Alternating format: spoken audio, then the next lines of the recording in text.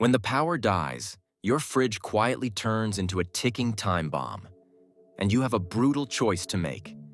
Eat smart, or let hundreds of dollars of food slowly turn into a biohazard that can send you to the hospital. The problem is, most people panic, open the door 20 times, and start eating in the exact wrong order. In this video, I'm going to walk you through the precise order you should eat everything in your fridge and freezer to stay safe and save the maximum amount of food. And then I'll show you the one food group almost everyone wastes, even when there's no emergency at all. By the end, you'll know exactly what to grab first, what to cook next, and what to throw out ruthlessly, before your own fridge betrays you. First, you need to understand the clock that just started ticking the moment your lights went out. Your refrigerator will keep food safely cold, below about 40 degrees Fahrenheit, 4 degrees Celsius, for up to roughly 4 hours if, and this is a big if, you keep the door closed. Your full freezer, if you don't open it, can keep things frozen and safe for about 48 hours. If it's only half full, you've got about 24 hours. That's your entire window. After that, your fridge is basically a warm cupboard full of spoiled meats and dairy pretending to be okay. So rule number 1, do not stand there with the fridge door open, deciding what to eat. Every time you open that door, you're letting cold air fall out and warm air wash in, and the clock runs faster. Your strategy actually starts before the power ever goes out. Keep a rough mental map of what's in your fridge and freezer, so in an outage, you can go in once, grab what you need for the next few hours, and slam it shut. Now let's talk about the order. What to eat first, second, third, and what to leave alone until the very end. Think of your fridge as having 3 danger levels. Red zone, highest risk of turning dangerous quickly. Yellow zone, needs attention soon. And green zone, stuff that can sit around. Your job is to clear the red zone while you still have cold air to work with. At the very top of the red zone are raw meats, poultry, fish, and any fresh ground meat. These are the foods that can become flat-out dangerous the fastest when they warm up. Bacteria love that 40 to 140 degrees Fahrenheit danger zone. And once these proteins climb above safe temperatures for a couple of hours, you cannot see, smell, or taste the risk. But your stomach will definitely feel it later. So if the power just went out and you know it's not coming back in 30 minutes, you start planning around these first. Here's the move. If it's early and your fridge has only been out for a short time, leave the door closed and plan ahead. As you get close to that 4-hour mark with no power, quickly open the fridge once and rescue the highest risk, highest value items. Raw chicken, raw beef, pork, fresh fish, ground meat, and any opened seafood. You either cook them immediately and eat them, or you cook them and then move them somewhere cold, like a cooler with plenty of ice or frozen gel packs. Cooked meat will still eventually spoil, but you've bought yourself extra safe time. Right behind raw meat in the red zone are dairy and eggs. That means milk, cream, soft cheeses, fresh cheeses, yogurt, sour cream, cream-based sauces, mayo-based salads, and leftovers that are loaded with these. They can go bad quickly once the temperature creeps up. If you're getting creative in the kitchen during an outage, build your meals around using these sooner rather than later. Drink the milk, make pancakes, scramble the eggs, throw cheese into omelets or quesadillas. Once they've been warm for more than a couple of hours, they move from sketchy to not worth food poisoning. Then come the leftovers and ready-to-eat cooked foods. Last night's pasta, pizza, cooked rice dishes, casseroles, takeout containers, deli meats, opened hot dogs, opened bacon, sliced ham, cooked beans, stews, soups. Basically anything that has already been cooked, cooled, and is now sitting there at fridge temp. Those are bacterial playgrounds once the fridge loses its chill. You have a small window to either reheat and eat them or kiss them goodbye. Prioritize anything with meat, cream, or egg. So your first wave of eating, within that first chunk of time or once you see the outage might be serious, should revolve around raw meat you can cook, eggs you can cook, dairy you can consume, and high-risk leftovers you actually like. This is not the time for I'm not in the mood. This is the time for we're having a giant frittata and you're going to like it. Now let's talk about the yellow zone. Foods in the fridge that can handle a bit more abuse before they become unsafe. These are things like hard cheeses, many condiments, whole fruits, most vegetables, and some preserved items. Hard cheeses, cheddar, Parmesan, Gouda, Swiss, are much more forgiving than soft cheeses. They can tolerate being in a slightly warm fridge for longer without suddenly turning toxic, especially if they're still in a block, not shredded. A little sweating or oil separation is fine. You just cut off any weird surface if needed. Condiments are the silent heroes in a power outage.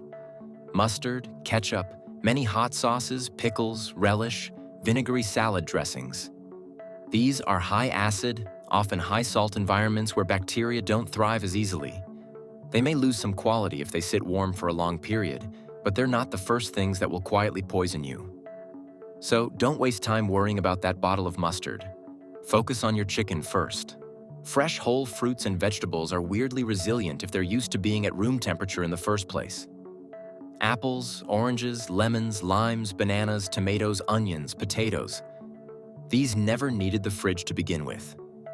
If they've been inside, you can pull them out and store them on the counter without worrying. Cut fruits, salad mixes, and pre-washed greens are a different story. Once you cut into something, you've opened the door to bacteria. Those go higher in your priority list. So the yellow zone strategy looks like this. After you've sorted the meat, dairy, eggs, and fragile leftovers, you can calmly move on to things like soft cheeses and cut fruits, then eventually worry about your salad bags and hummus. Hard cheeses and shelf-stable condiments are your last concern. Now here's the part most people completely ignore. The freezer. Your freezer is your emergency savings account. It buys you time, but it's not infinite. If you keep the freezer door shut, a full freezer can keep food frozen for up to around 2 days. A half-full one, about a day. That means when the power goes out, you do not immediately start opening the freezer thinking, "I'll grab some ice cream." Ice cream is actually the first thing in there that will soften and refreeze into a weird texture, but it's not your priority. Your priority is to keep that freezer sealed as long as possible to preserve big, dense items. Large cuts of meat, big bags of vegetables, bread, frozen meals, and those blocks of ice or frozen water bottles you hopefully had in there. The smart sequence is this. First, you eat from the fridge. Red zone, then yellow zone. While the freezer stays shut, acting like a giant cold battery. Second, if you see that the power outage is not going to be fixed within the day, you plan a controlled raid on the freezer. But when you open it, you don't rummage. You already know what's in there.